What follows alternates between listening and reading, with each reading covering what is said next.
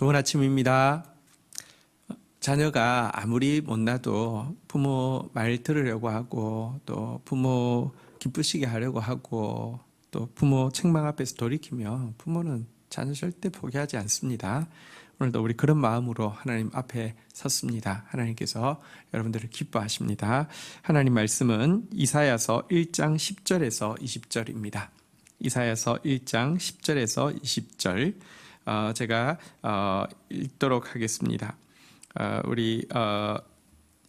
제가 1절부터 2절, 10절부터 11절까지 읽도록 하겠습니다.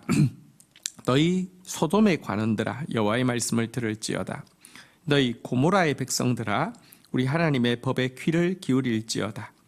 11절 여호와께서 말씀하시되 너희의 무수한 재물이 내게 무엇이 유익하뇨?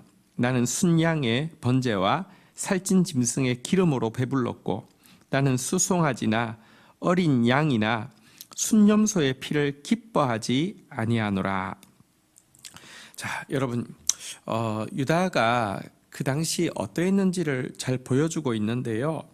여기 11절에 보니까 무수한 재물, 순양의 번제, 살찐 짐승의 기름, 혹은 또 수송아지, 어린 양, 순념소의 피, 이런 리스트가 쭉 나오는데요. 이것은 유다 백성들이 하나님 앞에 바치고 있던 제물들입니다.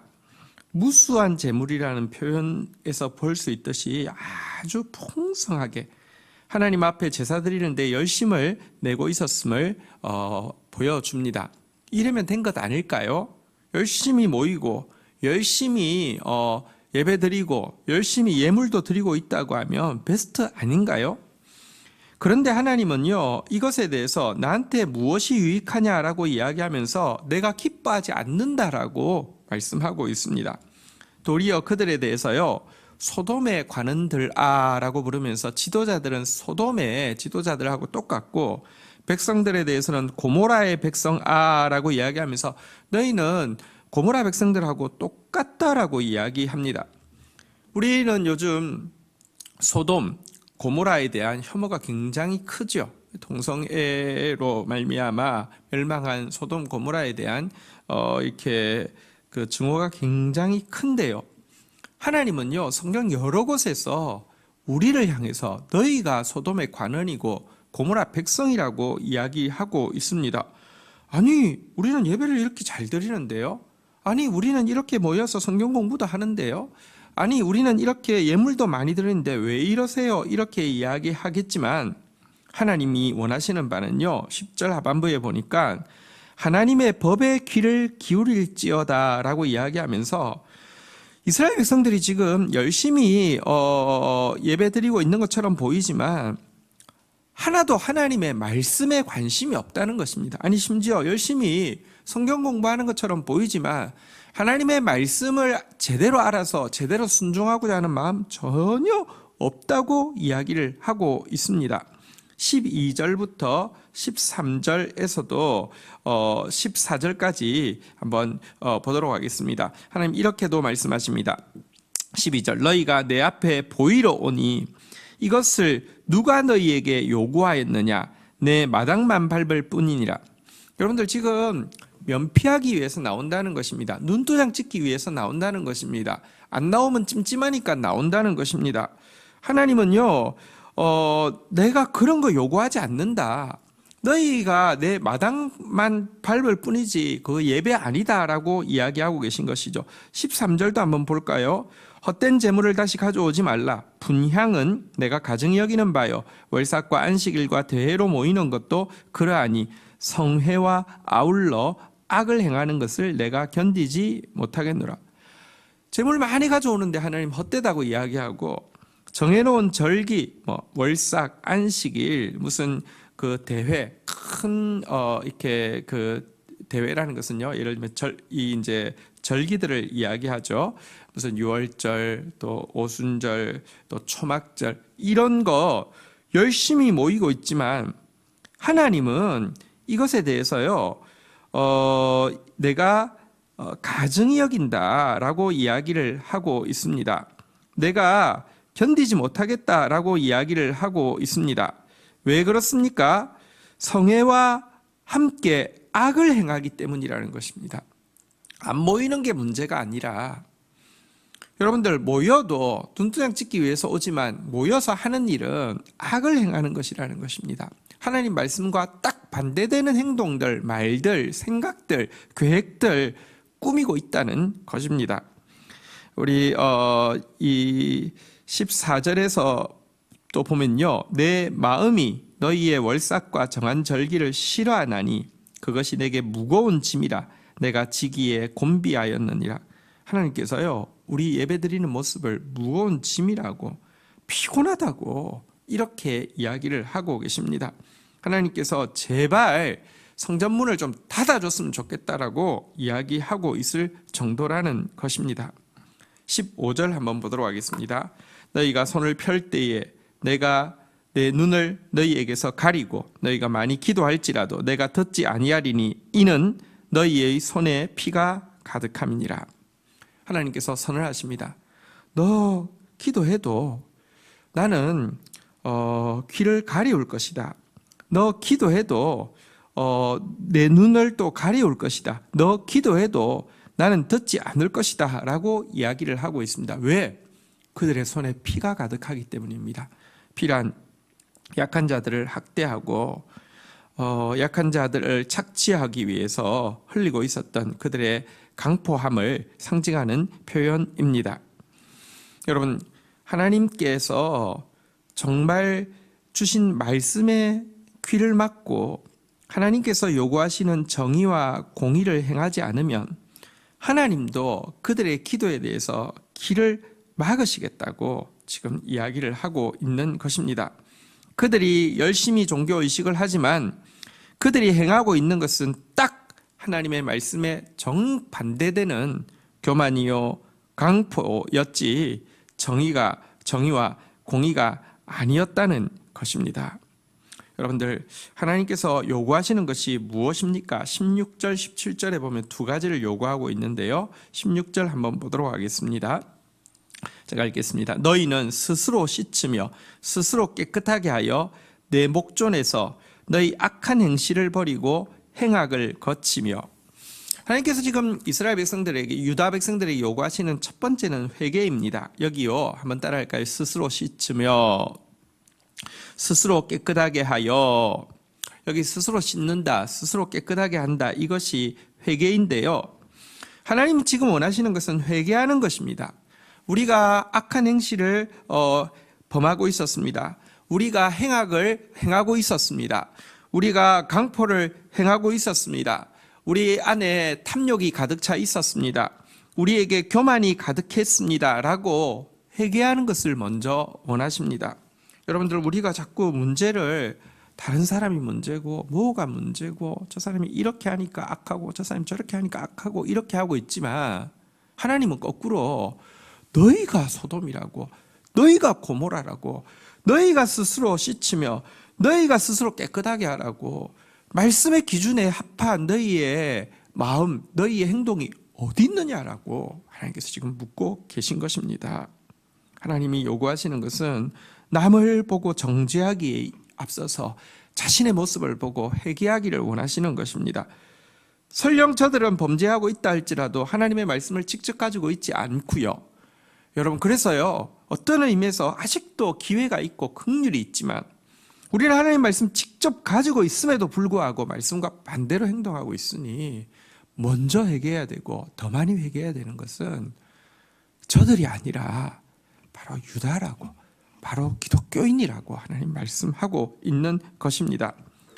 회개를 하나님이 요구하신다고 이야기하고 17절에 보니까 또 한 가지 더 요구하고 있습니다. 17절 제가 읽겠습니다.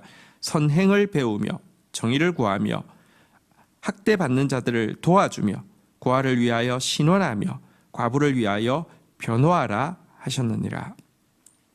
하나님께서 정말 원하시는 것이 무엇이냐? 회개와 더불어서 원하시는 것은 정의입니다. 선행을 배우라 그랬는데 선행이 무엇입니까? 정의죠.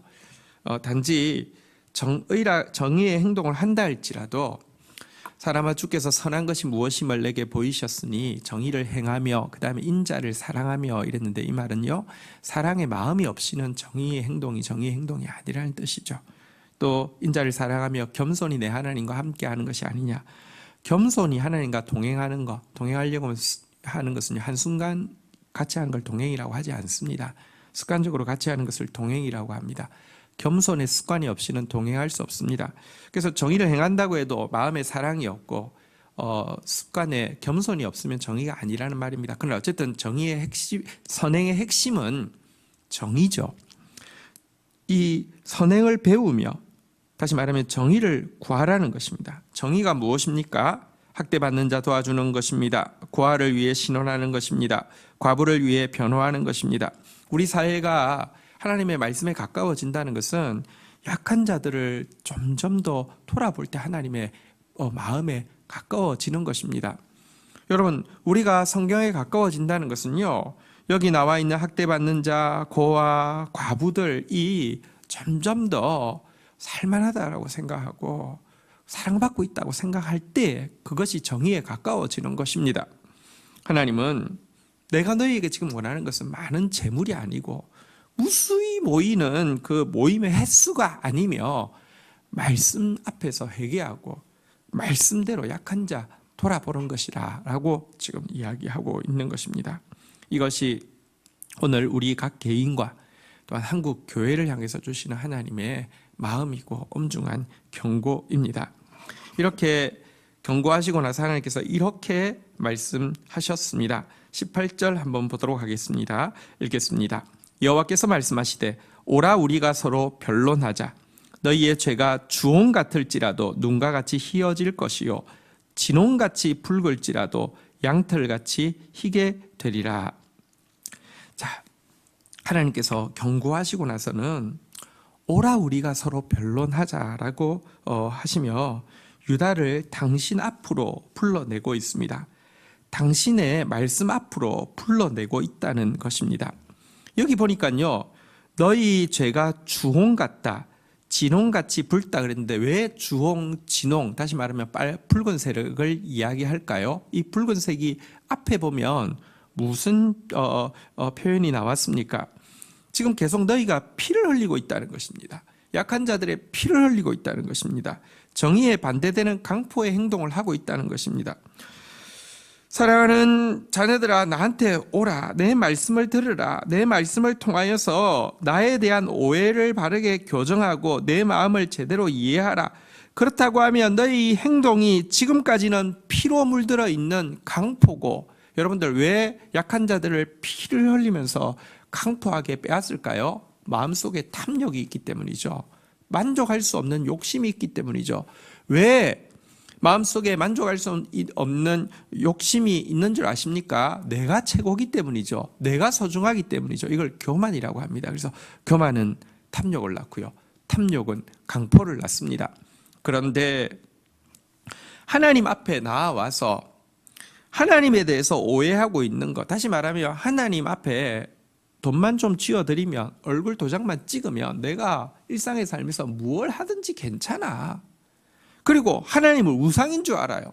내 탐욕을 이렇게 채워주고 내 교만을 채워주고, 그래서 내가 무슨 밖에서 어떤 강포를 행하든지 다 용서해 주는 분인 줄 알아요.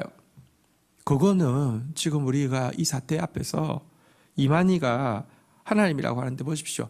그 교인들 안에 있는 교만과 그 교인들 안에 있는 탐욕과 그 교인들이 여러분들 타인들에 대해서 무수히 피를 흘리면서도요, 자기 합리화하고 있는 것을 합리화해주는 그 거짓된 모습, 이만희 사단의 모습이잖아요. 그런데 여러분들, 많은 기독교인들에게 있어서요, 여러분들 그냥 우리가 이만희를 이렇게 하나님이라 부르고 이러고 있지 않지만 하나님이라고 부르고 있는 그의 이미지가요, 솔직히 말하면 나의 교만, 나의 탐욕, 나의 강포를 내가 무슨 죄 지어도 덮어주고 내가 요구하는 거 다 채워줘서 너 대단해, 네가 제일 사랑받는 사람이야, 너가 제일 중요해, 이렇게 만들어주는 하나님으로 만들고 있다는 것입니다. 그들을 말씀 앞으로 불러내어서 내가 어떤 분인지, 내 말씀이 무엇을 요구하는지, 너희들을 교정하기를 원하니 오라.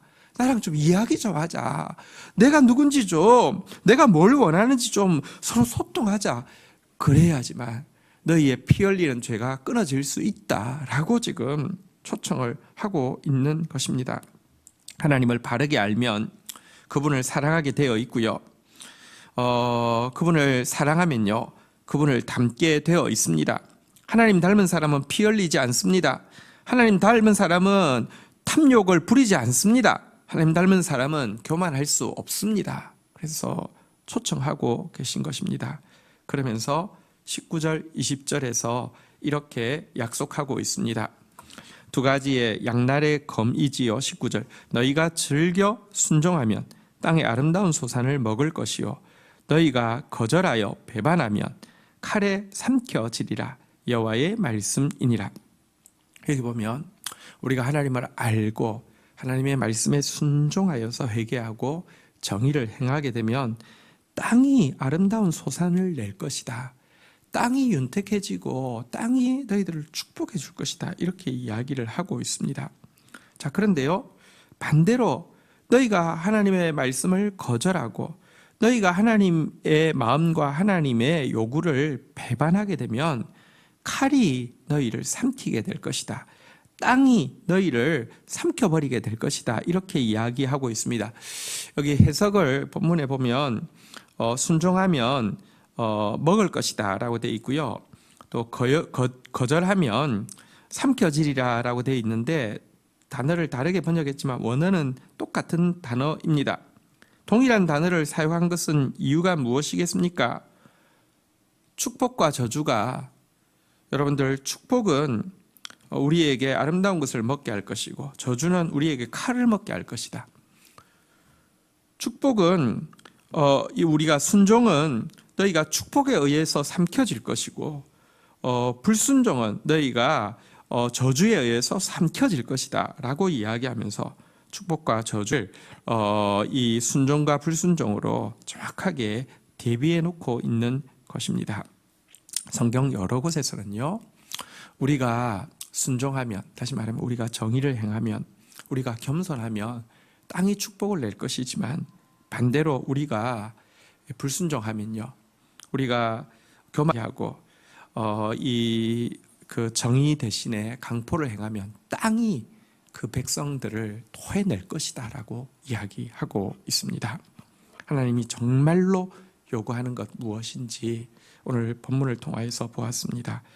철저하게 회개하고 하나님이 원하시는 정의를 행할 수 있도록, 그러기 위해서는요, 정의의 기준인 하나님 말씀이 있어야 됩니다. 하나님과 변론해야 합니다. 하나님 말씀을 들어야 합니다. 하나님 마음을 알아야 합니다. 하나님을 사랑해야 합니다. 하나님을 닮아가야 합니다. 그런 하루가 되기를 주의 이름으로 축원드립니다. 하나님 말씀 붙잡고 제가 또 우리 중보하는 마음으로 기도하겠습니다. 함께 기도하시겠습니다. 하나님 아버지, 우리의 모습이 소돔의 관원이요 고모라 백성임을 하나님 직시하게 하여 주옵소서. 우리의 무수한 재물과 우리의 번잡한 모임이 하나님 앞에서 어떤 유익도 없으며 하나님이 견디기 힘들어하는 피곤하고 냄새나는 것임을 또 우리 인식하게 하여 주옵소서. 우리의 자기의 욕망을 이루기 위한 기도들이 하나님께서 얼굴을 가리시고 듣지 않으시겠다고, 듣고 싶지 않다고 외치는 것임을 깨닫게 하여 주시옵소서. 하나님, 말씀 없는 신앙, 그러면서도 다른 사람들을 정죄하기에 바쁜 교만, 하나님, 이것을 저희들이 이 고통스러운 기간에 철저히 내려놓게 하여 주옵소서. 얼마나 우리가 말씀 먼저 받은 우리가 말씀 가졌는지를 되돌아보며 철저히 회개하는 시간 되어지게 하여 주시고, 하나님이 원하시는 것이 정의이오니 학대받는 자, 고아, 과부, 고통하는 자 너무 많은 시대를 살아가고 있습니다. 그들을 돌아보는데 최선을 다하게 하여 주옵소서. 그러나 하나님의 말씀이 없이는, 그러나 하나님을 제대로 말씀을 통하여서 알지 못하고는 우리는 계속 피 흘리는 죄를 범할 수밖에 없음을 고백합니다. 본이든 본이 아니든 많은 사람 죽일 수밖에 없음을 고백합니다. 하나님을 아는 자 되어지게 하여 주십시오. 하나님의 마음을 가진 자 되어지게 하여 주시고 하나님을 닮은 자 되어지게 하여 주옵소서. 그리고 그 말씀에 순종함으로 말미암아 축복을 받을 뿐 아니라 축복의 통로되어 많은 사람 살리는 사람 되게 하시고 그 말씀에 거절하고 불순종함으로 말미암아 저주의 통로가 되어서 많은 사람 죽이는 사람 되지 않도록 저희를 붙들어 주시옵소서. 하나님 이 땅을 긍휼히 여겨주시고 지금도 질병 때문에 고통하고 있는 영혼들 또 뿐만 아니라 또 이들 이 싸움을 싸우기 위해서 애쓰고 수고하는 또 의료인들 또 이 일을 위해서 힘쓰고 있는 이 질병 이 대책 본부를 비롯하여서 모든 위정자들에게 은혜를 더하여 주시며 온 백성들 한 마음 되어져서 하나님 앞에 회개하며 특별히 기독교인들 한 마음 되어져서 이 일 앞에서 주님 앞에 정말 회개하고 기도하다가 하나님의 긍휼을 덧입어서 우리 함께 예배하는 날 속에 올 수 있도록 은혜를 더하여 주옵소서. 오늘도 주의 백성들 한 영혼 한 영혼 축복하시며 붙들어 주옵소서. 예수님의 이름으로 기도 올립니다. 아멘. 축복합니다.